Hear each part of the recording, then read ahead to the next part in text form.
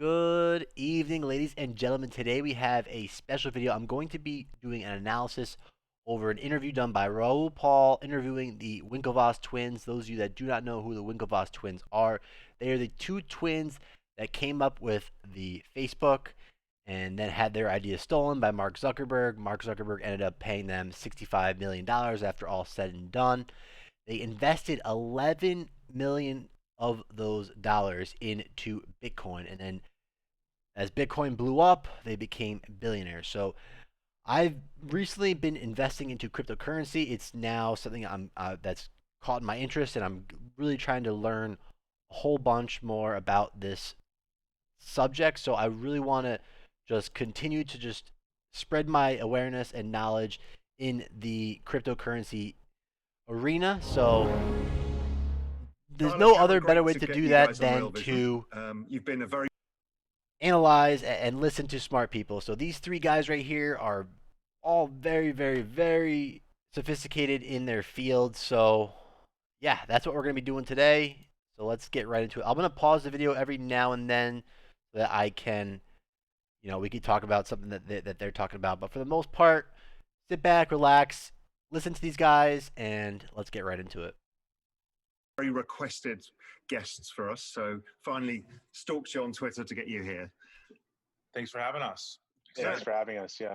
Not at all. Listen, obviously most people are familiar with your backstory, but I want to just start with the backstory of why Bitcoin. When did you get bitten? How? And how's your thinking evolved from then? We all have kind of a ground zero where we all kind of got the epiphany. So talk us through a bit about that, the start in this whole space. Sure. So we were actually on vacation in the summer of 2012 in Ibiza, of all places. So now they actually own a cryptocurrency exchange that's called Gemini. Just wanted to throw that out there. Where you find great investments and ideas. And we were recognized by a guy from Brooklyn from the movie The Social Network. And he started talking to us and said, "Hey, have you guys ever heard about virtual currency or Bitcoin?" And we hadn't. So we started talking and connecting. And then when we got back stateside, started to read a lot about it, and we're like, wow, this is an incredible thing. We were sort of used to social networks, and we realized that this is really like a money network. And you could, for the first time ever, basically send value through the internet like an email. And that was kind of the big aha moment from a technology perspective. And then when we were looking at the characteristics of Bitcoin and the fixed supply and understanding, we started to build this gold framework early on. And so once we kind of thought about it and concluded this is like a store of value and an emergent one, we started buying pretty quickly. And I think we purchased our first coins in the like high single digits. And I think the market cap was like under 100 million at that time. It actually quickly grew that fall over the next 6 months, probably in part due to our purchasing to some extent, though we tried not to impact the market. But that's really the origin story of our relationship with Bitcoin and cryptocurrency. It sort of started on a beach in the Mediterranean, and the last 8 years have sort of been, we've been sort of addicted to this space, and it's been really fun. But I'd say that our Gold 2.0 thesis or framework really hasn't changed in terms of how we think about the asset for the past decade. Yeah, interesting enough, my Bitcoin moment was 2012 in Spain. I was living there, and we'd just seen our banking system always go under. And the whole of Europe had almost kind of collapsed. And having just gone through 2008 and having gone through that, and I was writing about it, and I was kind of at the heart of the whole thing, I had this round table with a whole bunch of kind of macro guys. And one of them came along and said, "Listen, the answer you're looking for is Bitcoin." And that started me exactly the same time in the whole space. So did you kind of figure out that there was a Metcalfe's law kind of adoption pattern that could evolve here with the system of money? How were you thinking about it in your Gold 2.0 outside the store of value, which is pretty well known? How are you thinking about this network effect? So Well, it's interesting. Oh, sorry, I didn't mean to cut you off, Tyler. I was just going to say that we started talking to Bitcoiners pretty quickly. And So what he was saying right there with Metcalfe's law is basically the more users, the more people in the network, that in return drives the prices up. So the more users, the more people in the network, which then will drive the prices up. the sort of the energy we got from a lot of these folks was like, these are the smartest people in the room, especially the people who worked on protocols and were deep in that space. And when we tried to sort of kill the idea, we really had trouble figuring like how this thing doesn't work long term. Everything's sort of going digital. It's all going streaming. It kind of makes. Hi, I'm Raoul Pal. Sorry to interrupt your video, I know it's a pain in the arse, but look, I want to tell you something important. I can the idea, we really had trouble figuring like how this thing doesn't work long term. Everything's sort of going digital. It's all going streaming. It kind of makes sense that our hardware money is now going online, and that first version, of course, is Bitcoin becoming gold. So we really sort. So my first introduction to Bitcoin was back in 2016 when I was playing online poker, and I saw this option of how you could deposit money is Bitcoin. I was a little confused by it, a little sketched out, to be honest. I didn't really trust it. I was just, depositing my debit card, credit card at the time, but that's when it first hit my radar, and I wish I capitalized and started to look, research back then. I definitely missed out on the opportunity then, but now that it's on my radar now, I am not missing out on this opportunity. I'm learning as much as I can on this subject, and these two guys right here, these three guys, like I said, they're all very knowledgeable in this space. So that's the best thing you could do to really familiarize yourself with something new. Is to just listen to smart people. Sort of felt like this is going to happen, and I think that that was pretty exciting and fun at the time. Tyler, sorry, I didn't mean to cut you off, but go ahead. I think also one big aha moment was this is the first money that was built for the internet. It works like your email. It wasn't built by bankers. So credit cards, it's like square peg round hole. They were invented by bankers before the internet existed. So people have tried to shoehorn them, given the illusion that it works on the internet. PayPal is a great example. But when you look under the hood, it really doesn't work on the internet. It's not purpose built for the internet. So Bitcoin was the first internet money, in the world. And when you realize that, you're like, whoa, that's a pretty big idea. And then when you realize that money is the greatest social network of all, Bitcoin is maybe the greatest social network of all also. And as you said, the way you value a social network and network effects is Metcalfe's law. You don't look at it like a cash producing company or an equity and try and do some sort of discounted cash flow model.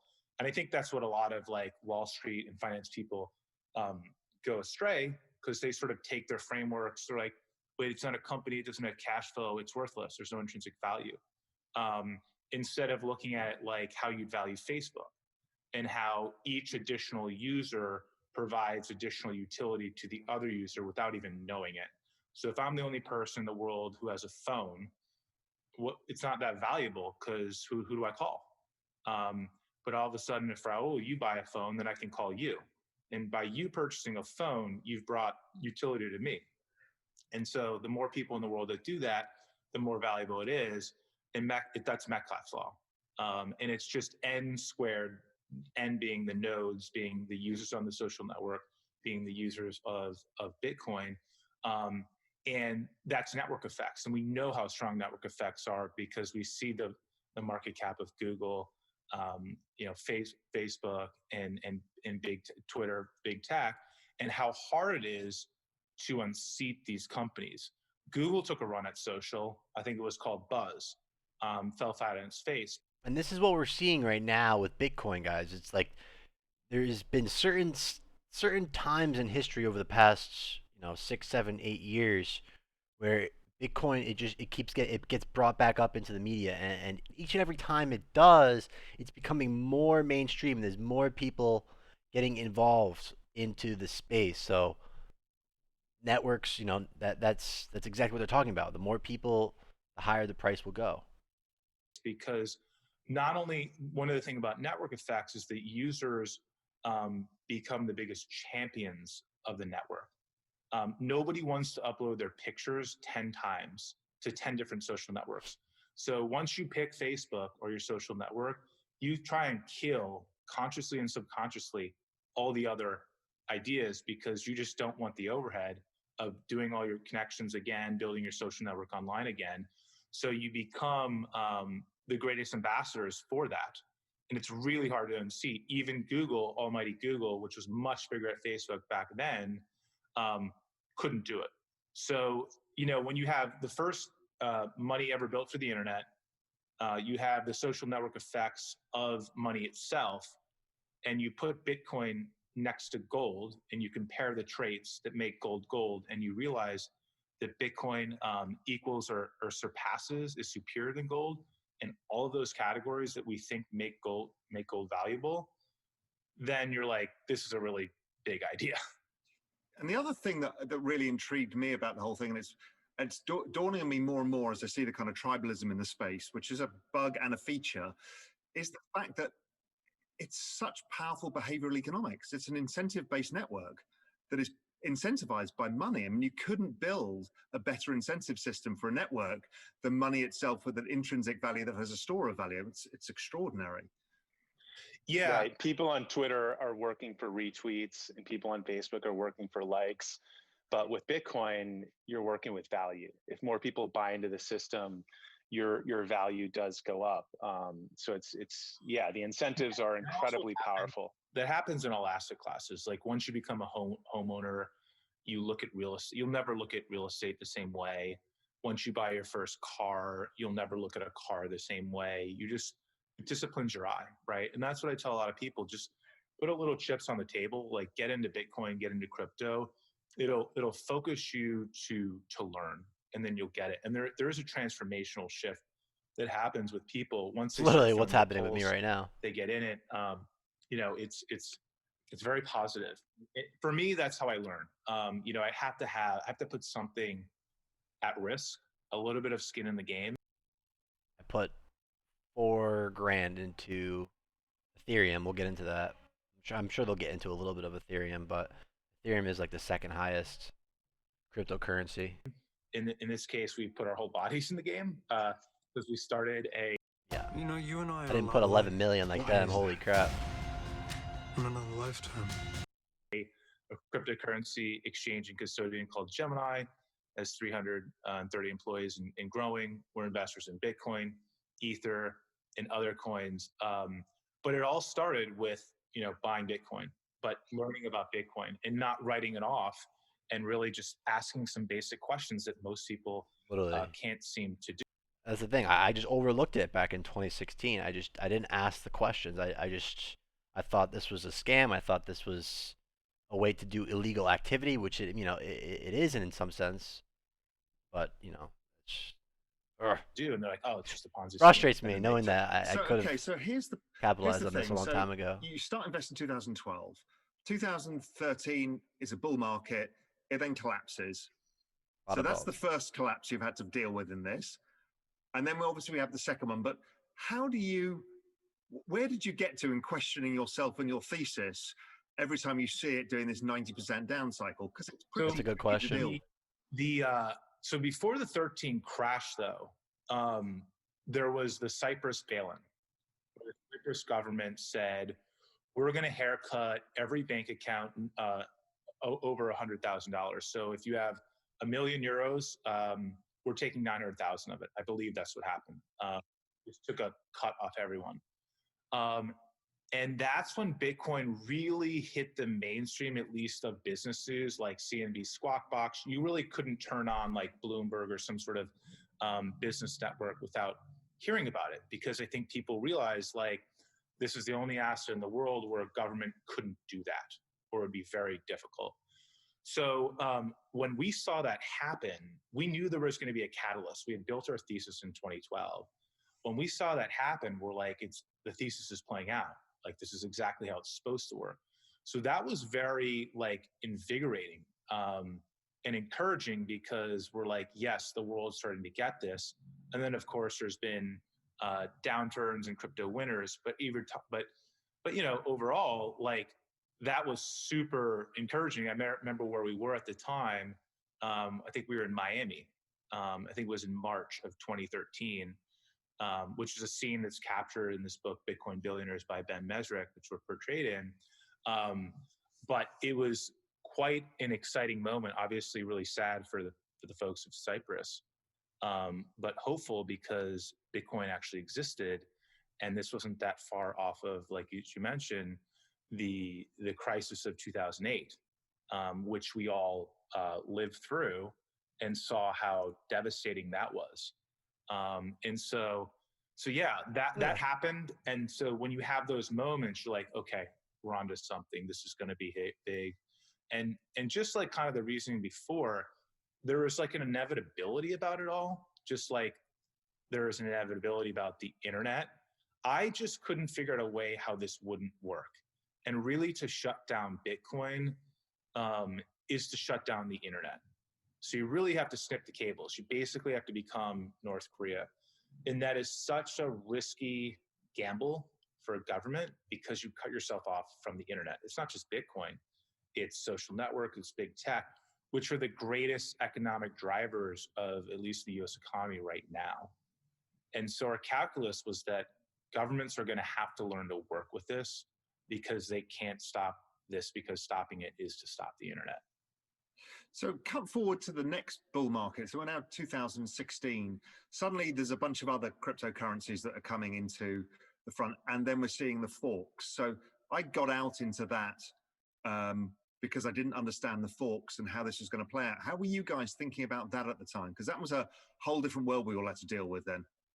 16 and 17 was an interesting bull market, but a lot of it was sort of driven, I think, by Asian retail and people who thought that you could sort of raise capital through token issuance without sort of going through the traditional regulatory path.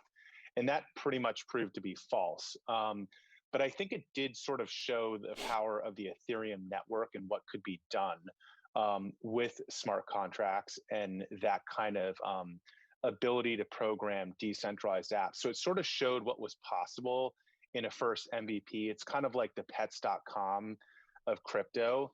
And of course, it blew up in a big way. Ethereum, peaked at, I think, 1,200 a coin and is now around 600, which feels a little more real, though I still think it's an undervalued asset. And of course, Bitcoin rode that wave and benefited a lot too from, I think, retail customers understanding really the properties. And for the first time, there was like a way to access cryptocurrencies in sort of a mainstream way. When we were getting involved in 2012, we had to go to Mt. Gox, which stands for Magic the Online Gathering Exchange. It started out as a Magic card exchange and then pivoted into Bitcoin when Bitcoin was worth sort of pennies. And probably the greatest business pivot ever, except for they ended up famously imploding a few years later with a lot of value because they just sort of got ahead of their skis, so to speak. They all of a sudden were on top of 95% of Bitcoin volume, trading volume, and billions of dollars of value, and it was just sort of two people in Tokyo, and there was no licensing or any kind of real infrastructure behind it. Anyway, we bought a lot of our first Bitcoin on Mt. Gox, and that was a scary proposition. Fast forward to 2017, you could go to places like Gemini, the exchange we built, basically onboard like you would onto a broker dealer, any kind of brokerage account, or open up an online bank and buy Bitcoin. So it was accessible for a lot more people at that time. So it brought in a lot of new people into the system. So fast forward, obviously the market cooled off and we're now sort of back at $20,000 or close to $20,000 Bitcoin. It's a much different story with much different facts. One of the biggest facts has been the growing deficit in fiat regimes across the globe, not just in the US. The US is actually, on a relative scale, doing okay comparatively to other countries, but our debt to GDP ratio, I believe, is 135%. We're closing the year out at 135%, which is higher than World War II. And back then we had full employment, and now we have record unemployment. So it's a different set of facts, and the deficit has been growing every year over the past decade, even though we've technically been out of the financial crisis of 2008 and 2009. That basically ended in 2009 technically. The recovery was we were out of that cycle and on the way up. And so, despite a tremendous sort of bull market, where we've had incredible gains in the stock market, not saying the underlying economy and businesses or wages, but the actual stock market, and yet we're spending more than we make, and we're printing money to basically finance some portion of government operations. Add a pandemic on top of that, and people that are sort of dyed-in-the-wool Wall Street veterans and people who understand how the value is eroding and the specter of inflation are saying, wait a second, this math is starting not to work. This is not manageable. So how am I going to protect my value? And this time around, people are turning towards Bitcoin. You've got Paul Tudor Jones, you've got Stan Druckenmiller, you have. That's important to note, guys. The fact that inflation is growing because of all the stimulus and the money being poured into the market. People want to put their money elsewhere, and Bitcoin is a great alternative. Have Michael Saylor of MicroStrategy putting hundreds of millions of his publicly traded company's treasury into Bitcoin. They're not going into gold. If this was the 70s, 80s, or 90s, or even 2000s, gold would be the classic hedge and the classic bet. And this time around, people are saying, wait a second, there's this new thing. It's engineered like gold, but it's actually better. And it's built for the modern day. And that's, we think, going to be the trade of the decade, even today at 20. If you guys have never purchased Bitcoin or done a Bitcoin transaction, I would recommend trying it. Get your foot in the door with how it is. Basically, you just have like a QR code. You scan the QR code, you get a address, and you send that address. You copy the address and you input it into the other code, and it's crazy. It's really really cool. $20,000 Bitcoin. We believe that buying in at 20,000 will be the best trade you can make over the next 10 years. I came out of that macro community. So all of those guys are kind of friends of mine that we all kind of grew up in that whole space. And one by one, I think Dan Moorhead was first. Then it was probably, I don't know if you know him, John Burbank, and then probably Novo. And then one by one, all the macro guys got it for the same reasons. This is before COVID. They were like, okay, the sheer amount of alpha you can generate in this space and the sheer magnitude of the opportunity is enormous. And now in my conversations with people, it's moving from everybody having it in their own PA accounts to everybody starting to get it in their funds. And Paul was the first to go, and then Stan as well. And we're seeing it, I mean, literally everywhere. So you guys, having the exchange, and I mean, you built it out as an institutional platform to start with, then have been more involved in retail. The results strongly support that these beings are not closely related to. But I'm guessing you're starting to see some of this institutional flow as well. Are you starting to see these kind of conversations being had? Yeah, and we can say anecdotally that we're having some really interesting conversations, from high net worth, Wall Street veterans to sovereign wealth funds, that are dramatically different today than even 8 months ago or a year ago. People were getting closer and starting to see the light.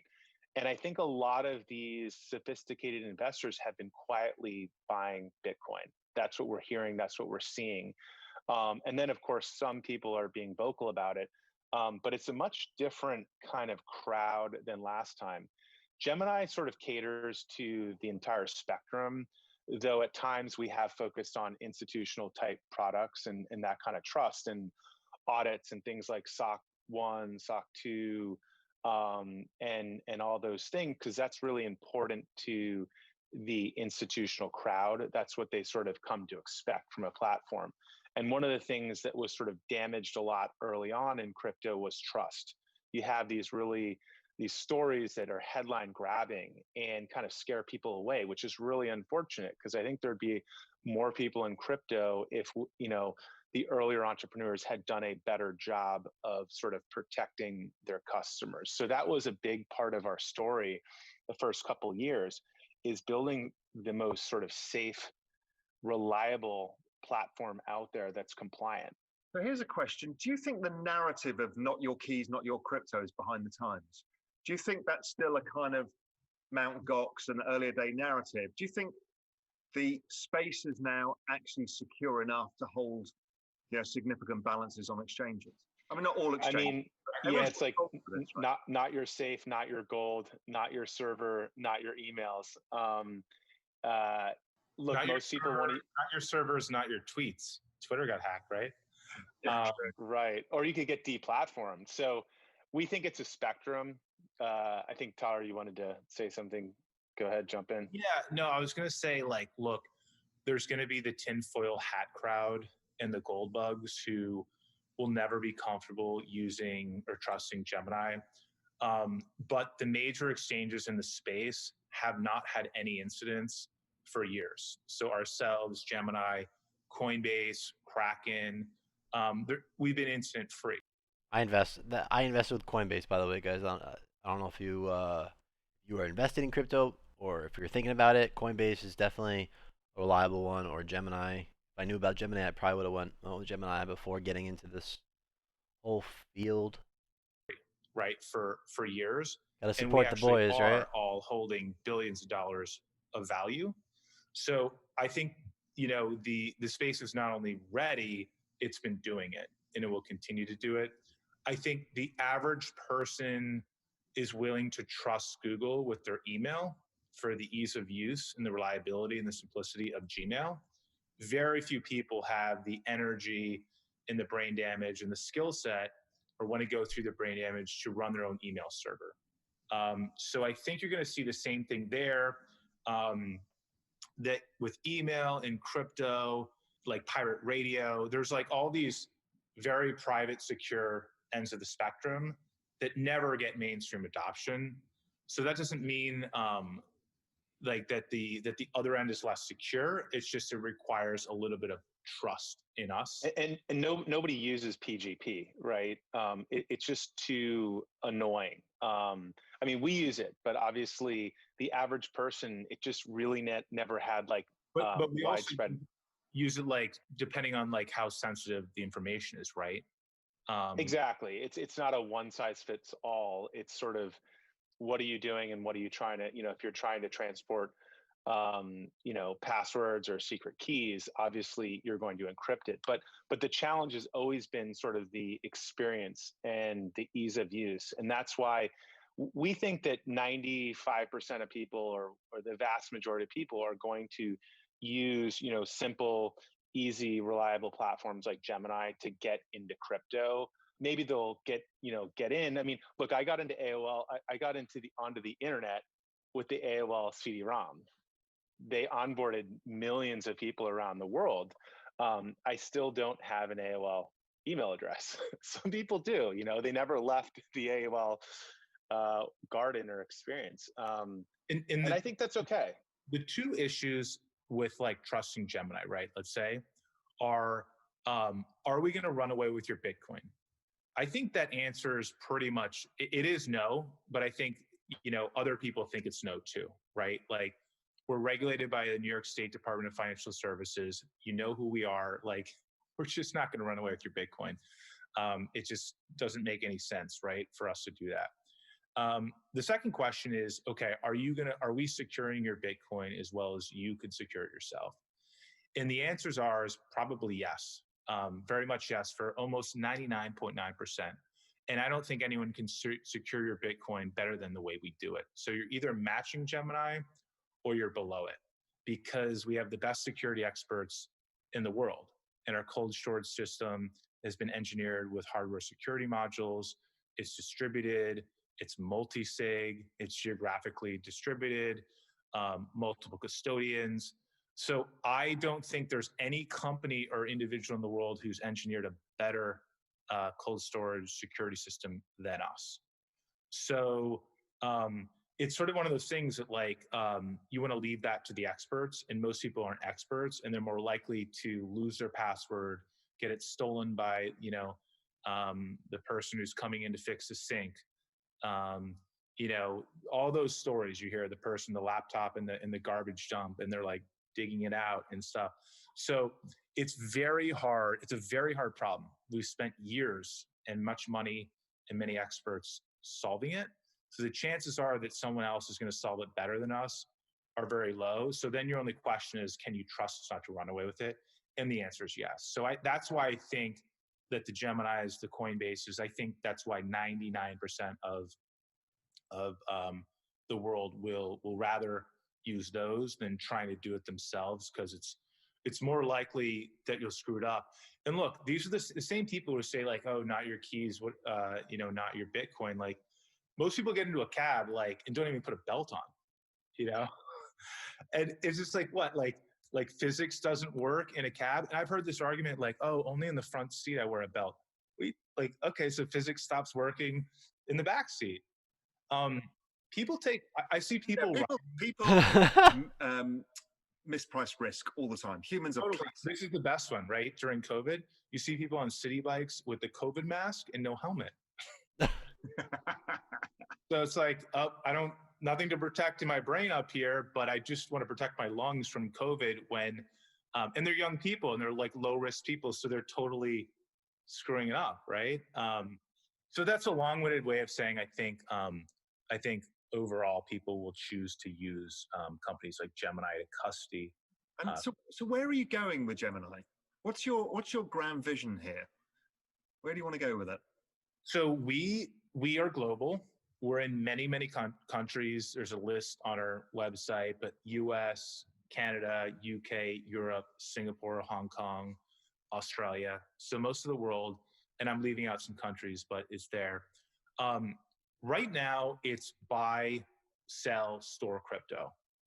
But we want to increase those money verbs to earn, to spend, earn, all of these other behaviors that you do, so that, we started off and we're a fiat on-ramp into the crypto universe. So if you have cash in your bank and you want your value's there, you want to put your value in cryptocurrency, get onto the blockchain, you open up a Gemini account because you can link your fiat bank, and we're a fiat on-ramp into that world. But right now, the world's still maturing, right? The crypto universe, where people still do most of their banking, most of their financial activity outside of crypto. But we want to we want to get people over the bridge and stay there, so they can actually never leave the crypto universe. And so the mainland is legacy finance. Crypto is sort of an island, but we want to see that inversion where crypto becomes the mainland. Okay, and, that makes sense. Legacy finance is just sort of this dinosaur that is slowly fading away. What he's saying is basically have on financial have more of your money in these exchanges, right, instead of bank accounts. Services layer to the existing kind of store of money layer is the next phase. You said transfer of money in and out. That's the first thing. Storing it's the next, and then it's all the other things we do with money, such as okay, you can buy, sell Bitcoin, you can store your Bitcoin, your Ether, but generally speaking, your equities activities happen outside of crypto. So could you trade a share of Apple? Basically, so you don't have, Gemini is a one-stop shop, right? In all assets. So Bitcoin is gold on the blockchain. Ether is like digital oil, but every asset in the future is going to be on a blockchain. I upgraded my soap. So this is what we used to. So equities, we're already seeing this with non-fungible tokens, digital art, and collectibles. We have a platform for that called Nifty Gateway. So all these things that are assets, like the comic books you grew up reading, the baseball cards you collected, those are now being put on a blockchain because everybody realizes, or people are starting to realize, the physical nature of it is actually not a feature, it's a bug. Like, it's not about the physical nature of it. It's the scarcity, it's the uniqueness. And so all of these assets are going to move onto blockchains, and Gemini is your one-stop platform to do whatever it is you want to do, whether it's you want to issue, sell, earn. And so how far away are we from the tokenization of everything from IP rights to social media stars through to physical property? How far are we from it? I mean, we kind of know it's coming, but it feels like it's a heavy slog to make much progress. That's a good question. I mean, yeah, it does feel like a bit of a slog, and that there's going to be other things like DeFi, which is decentralized finance, which is all these financial services being sort of rebuilt permissionless on the Ethereum blockchain. So you can go post collateral and borrow or lend or trade in these decentralized exchanges. And that's been sort of exploding over the past six or so months. Exploding and imploding as well. It's doing the classic early phase. Yeah, exactly. It's fits and starts a little bit, and some projects are taking off and others not doing so well. But it's sort of this Cambrian explosion of new ideas and financial services reimagined in a permissionless fashion. That's really exciting to see. Sort of that unbundling and attacking a lot of these centralized things that exist in the legacy financial world. In terms of like artists' rights, for example, I'm not really sure. I think there's probably good headway made in the next decade. I'm not sure exactly where it comes from.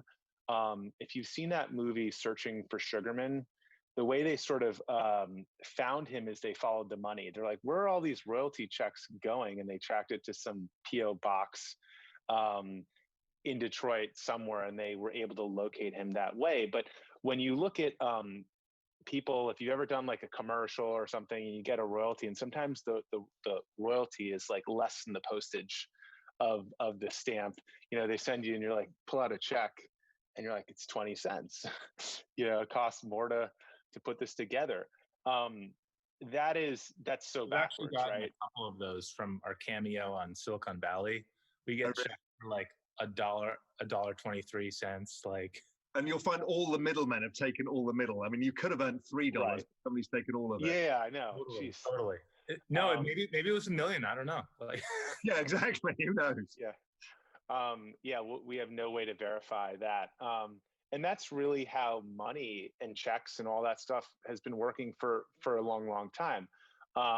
And so that obviously all goes on to a blockchain of some sort and gets digitized.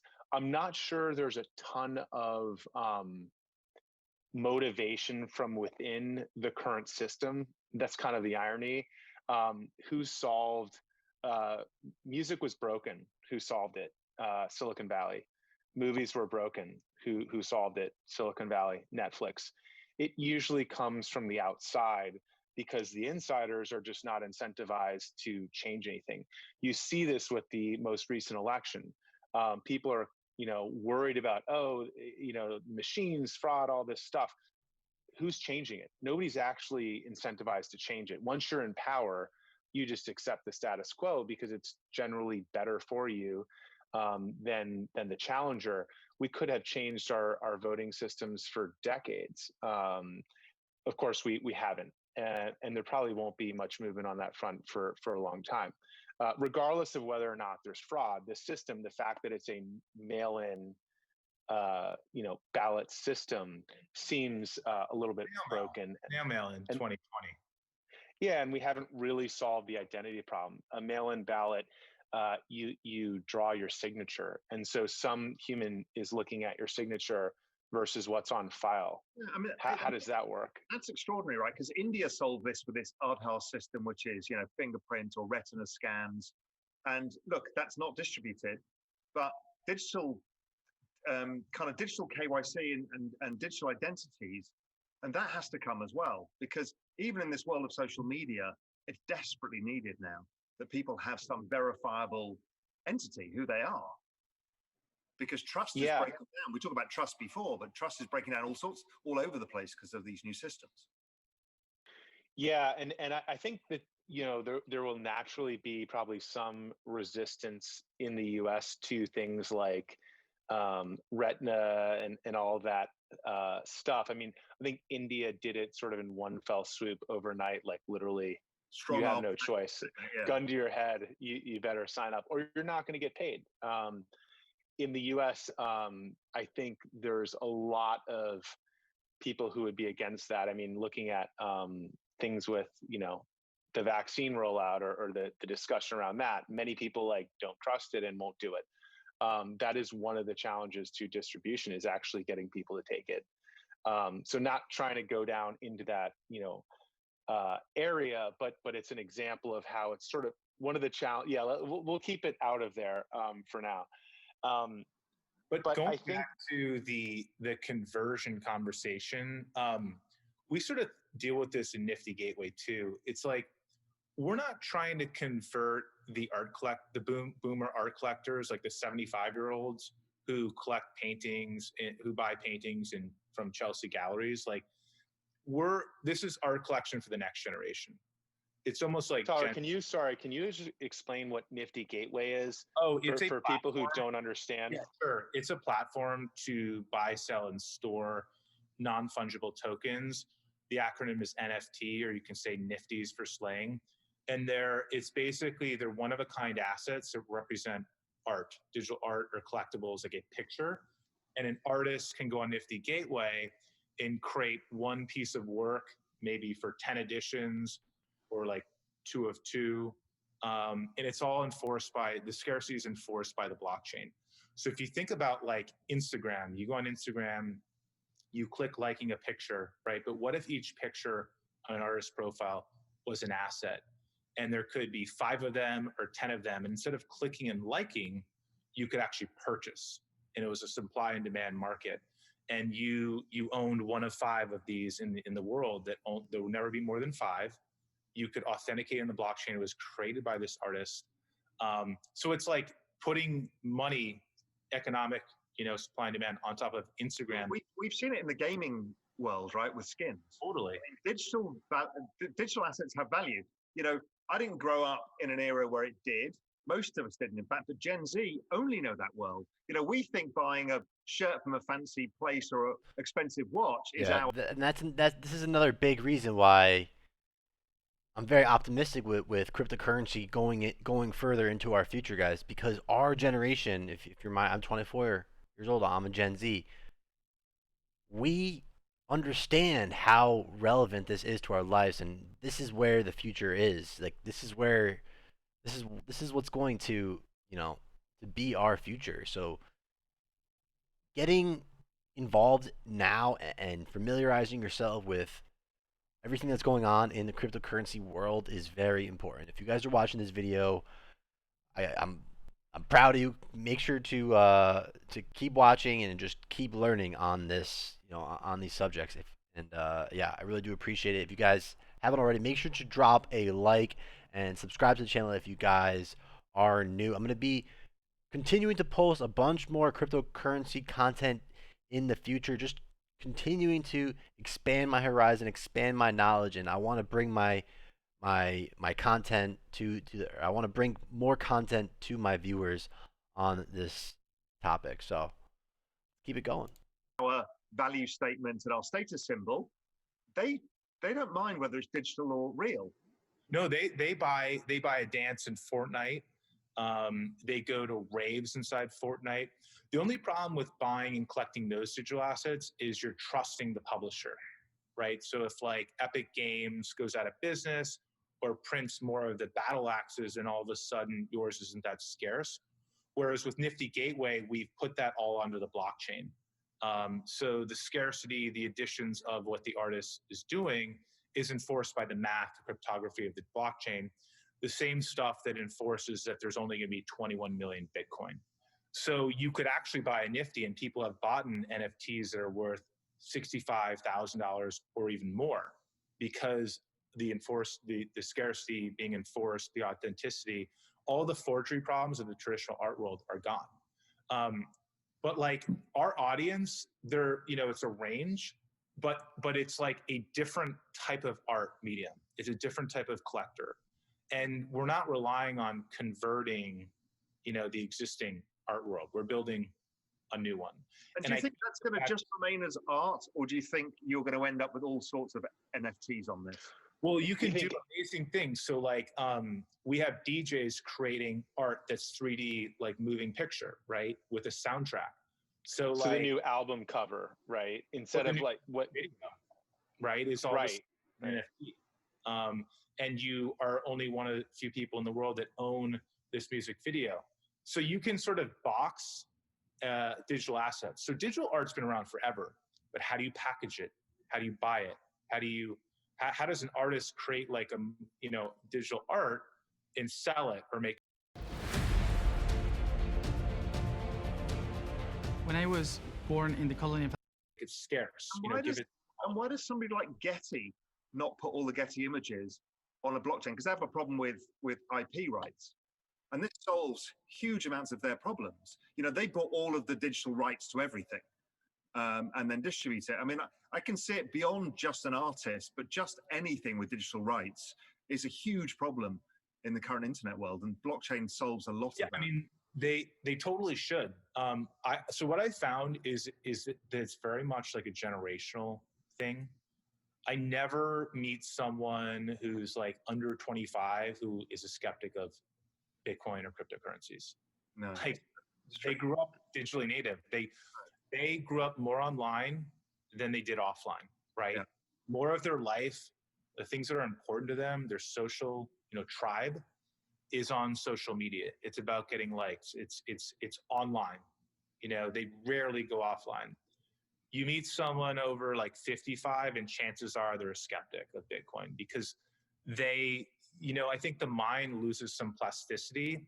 You build these skills, you become a banker, a partner at a bank, and all of a sudden this thing's going to disrupt it. And this mountain that you climbed, you got to come down and climb a new one. You have an inherent need for the status quo to continue. The more you invested in it, right? Because you invested in it, you're 20 years old. You figure out the game.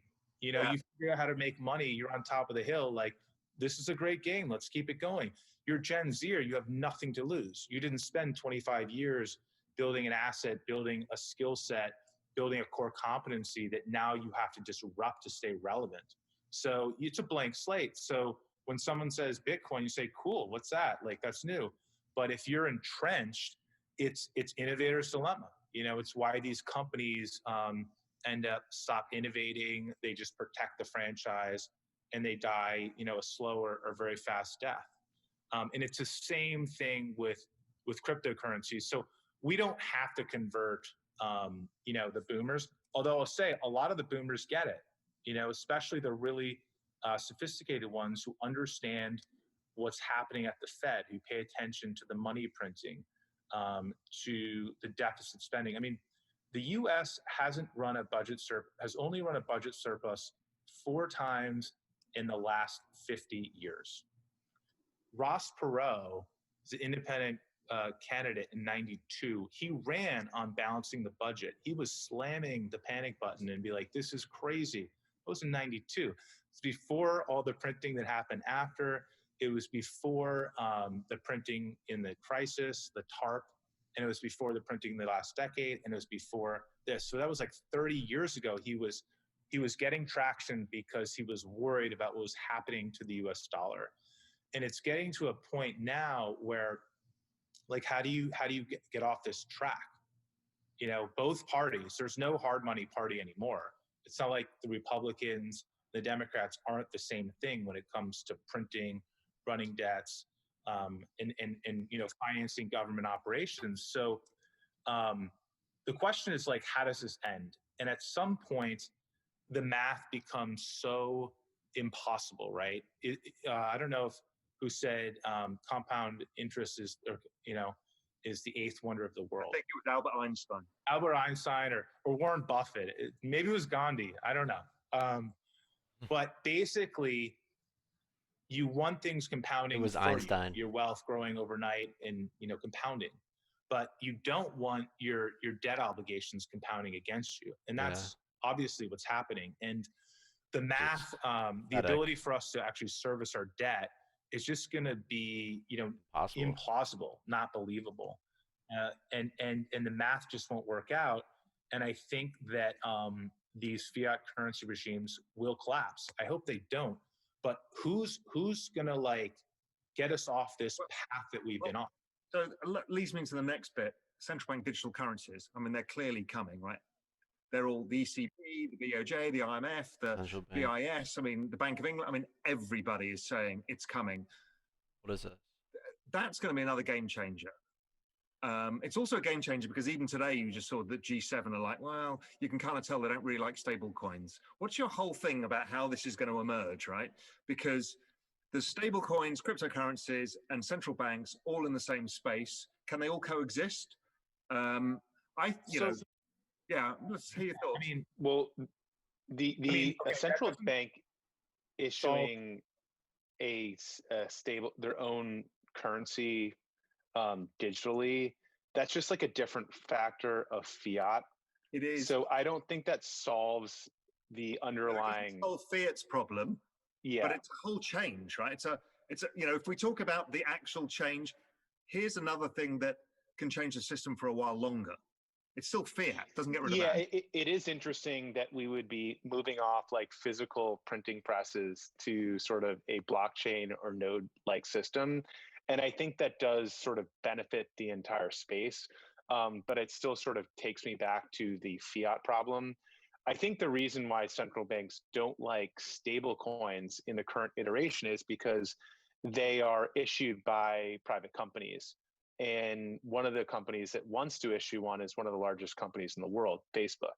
And sort of with the money largest has network in the world. That's exactly terrifying. right. It's a massive project with massive scale or potential scale. Money has been the domain of governments for a long, long time. They don't want to cede that control. So I think that's where a lot of that FUD around stablecoins is coming from. And Tyler, you've done a little more thinking and tweeting on this area. It's bankers have been the protectors of the currency. They're the distribution pipes when the government wants to get it out. And all of a sudden, Facebook or private tech companies will become the issuers of these stable coins, and they'll really be the protectors of the currency.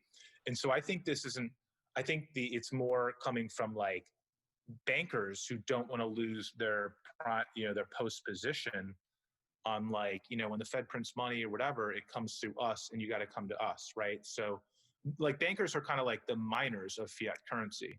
They perform a service. They get paid. But the central bank digital currencies might clear out the banks anyway, right? Because exactly. Yeah, no, totally. And I'm not sure, I haven't paid too close attention whether the banks like that. But yeah, why wouldn't every U.S. citizen have a bank account with the Fed? Why not? Yeah. And as long as you've got a fintech layer on top that we can get all the services like Gemini, I can use all my stuff, I can mingle it around, I on-ramp and off-ramp. Why do we need a bank? It's a great question. And wasn't there a huge issue of even getting people in the U.S. like their checks, their stimulus checks? Yeah. In the mail? Makes no sense. It's actually hard to do helicopter money. I can't believe we're talking about snail mail to get people money or to cast votes in 2020. It's really embarrassing. Yeah, and we have email. Invented. We have cryptography. We have all the building blocks to get people their money and allow them to cast their votes by sending an email, and we just can't get our act together to do it. So we can't even do helicopter money.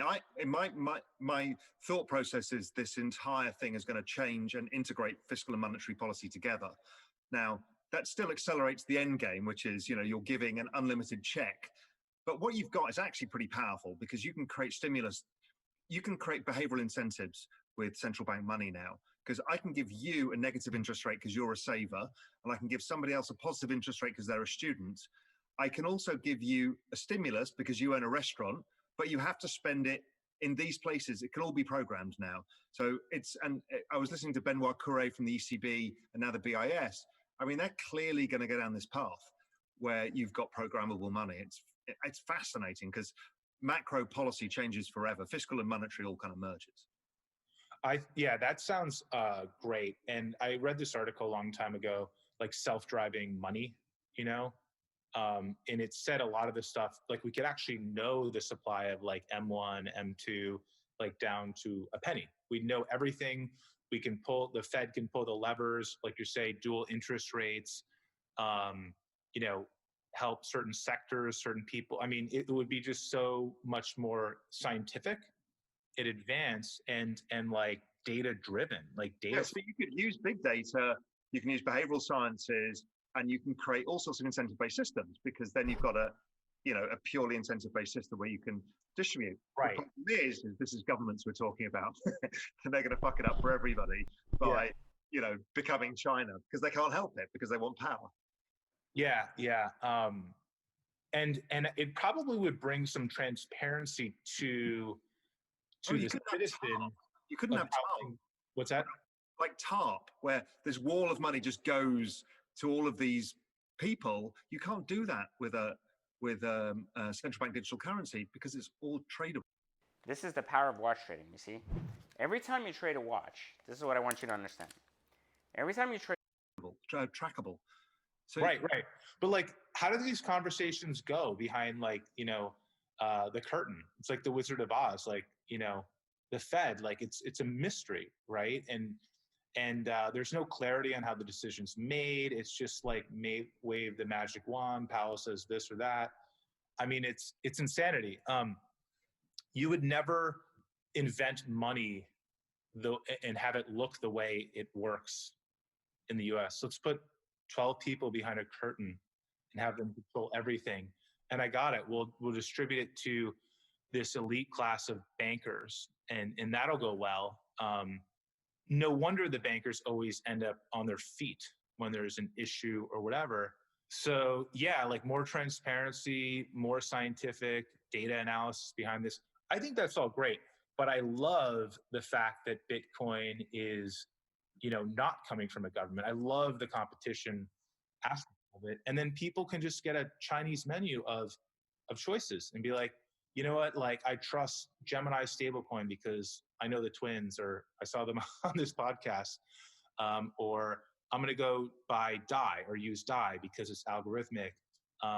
Bitcoin is non-government, it's just digital gold. And the US, we're pretty privileged that we have a pretty good fiat currency, but Zimbabwe, Venezuela, Argentina, I mean, it's so sad, like the wealth that gets just destroyed.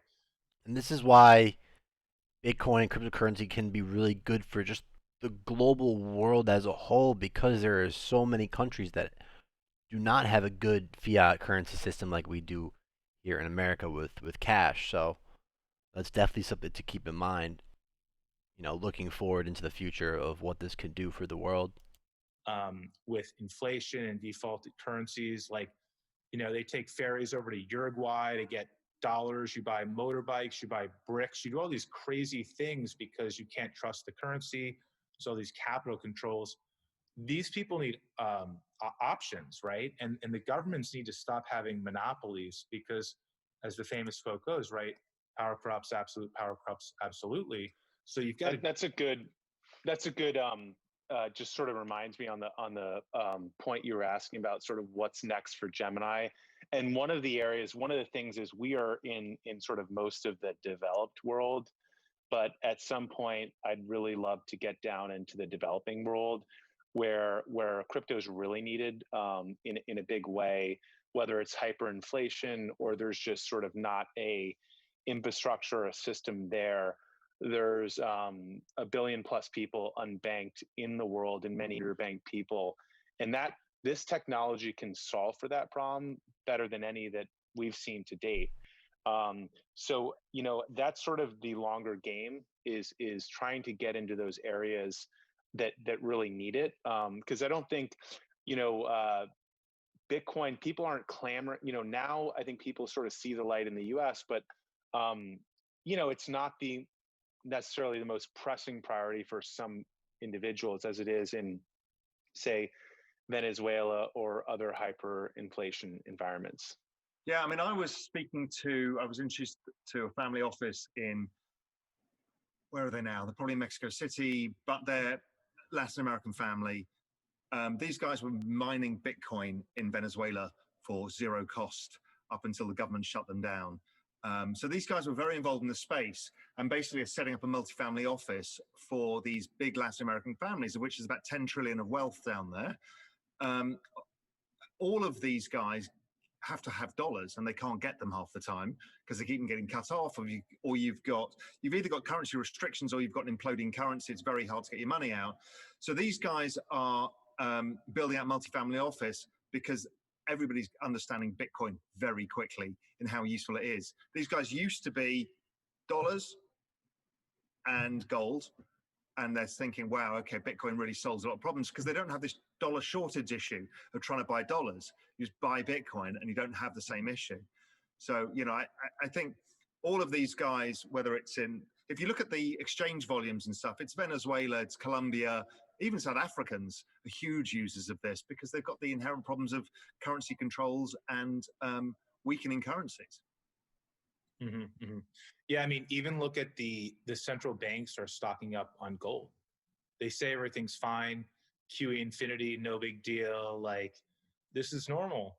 But don't really listen to what they say. Look at what they do and how they act. They are stocking up on gold because they understand what they're doing and they understand the problem they're creating with the money printing. And one day, not too far from now, that's going to be central banks stocking up on Bitcoin.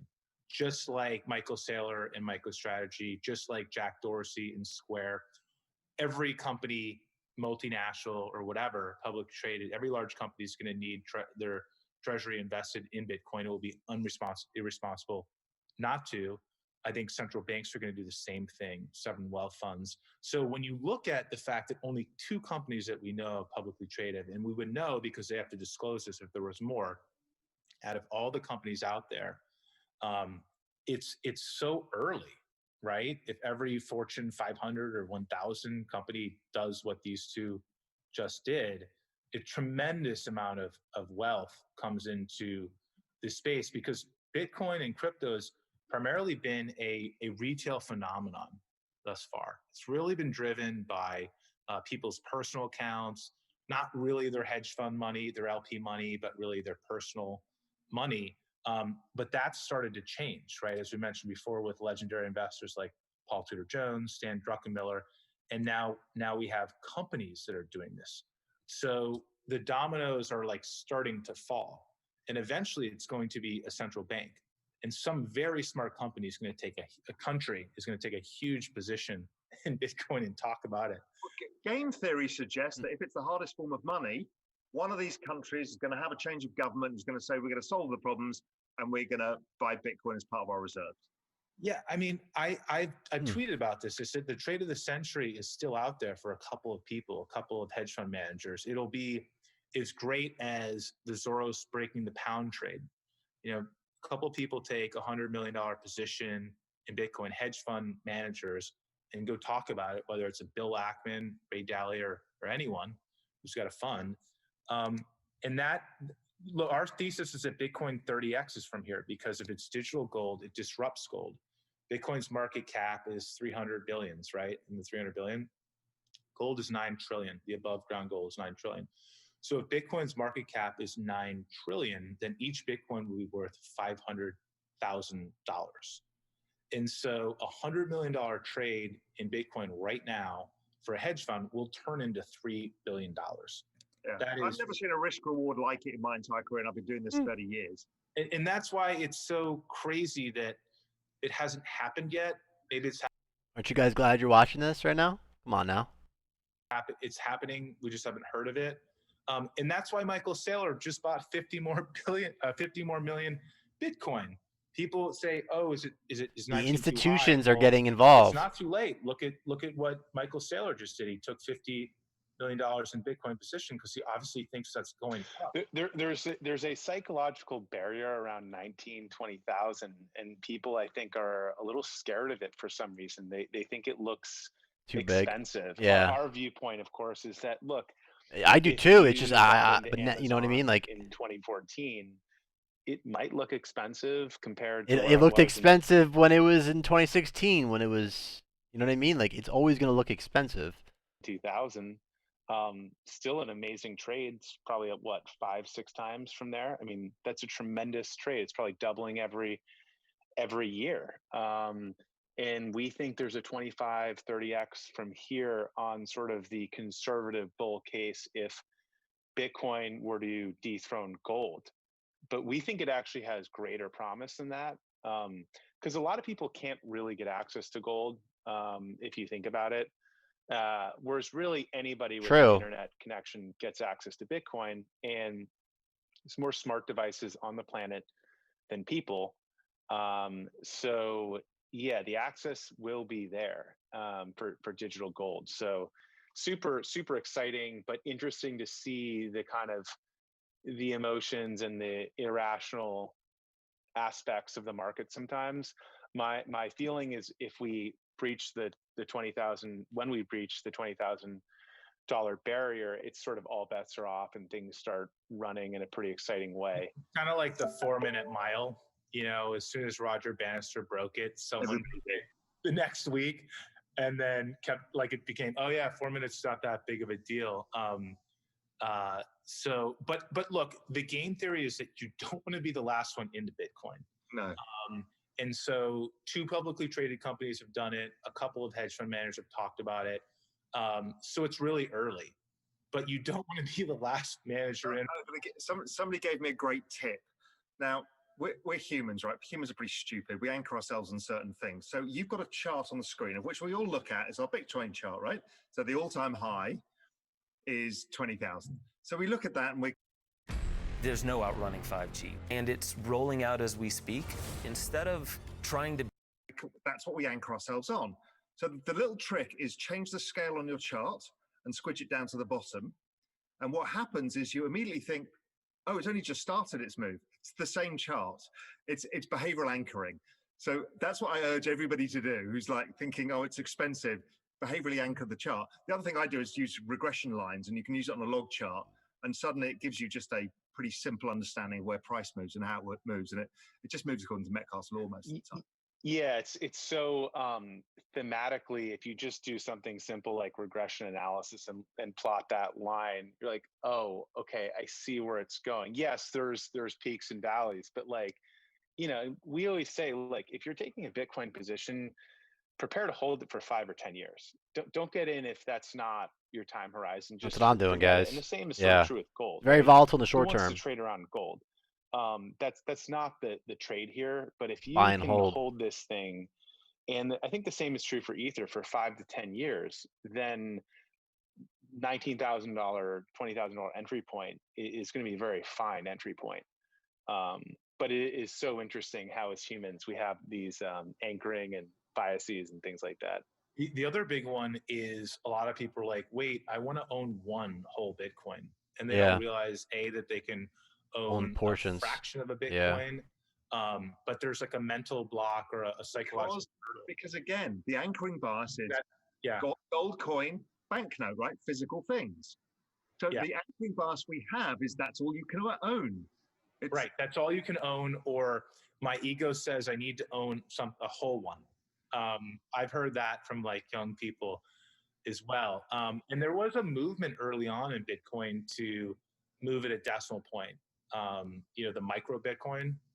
But that never really took off. But I guess if like Gemini and Coinbase and all of us said, hey, let's make Bitcoin 2000. Bitcoin share splits. Is that what you're talking about? Yeah, or just changed our UI. Stock split. You know, like, so it's like you have 200 of this, or, you know, it costs $200 or something.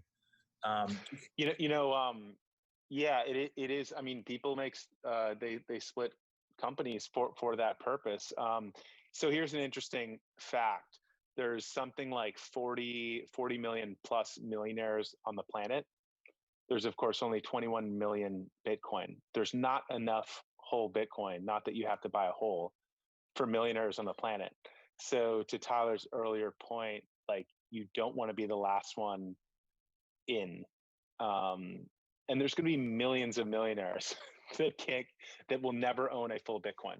Yeah, and I love that. It's empowering, right? I've always said to people, just to finish off, I've always said to people, this is the biggest legal front-running opportunity I've seen in my entire life, because we know the institutions have to come in. The more the market cap goes up, the more the institutions have to come in, because when you've got this, it's a ridiculous reflexive loop.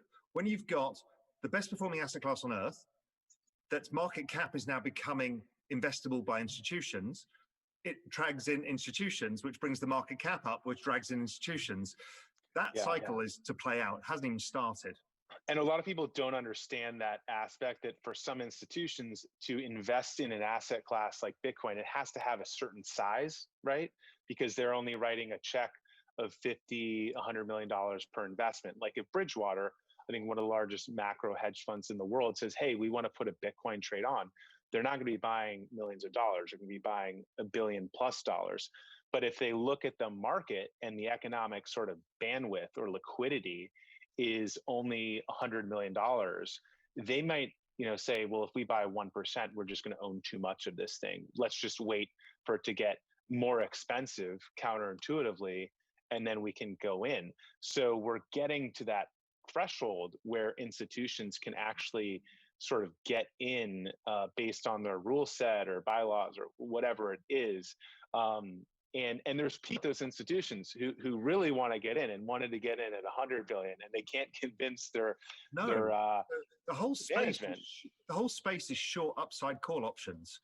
So it's a really complicated thing. The more the price rises, everybody has to buy back those call options, because as the price rises, they have to get in. It's going to be a true experience. We were having conversations a couple of years ago with institutions, and they're like, it's just not expensive enough for us right now.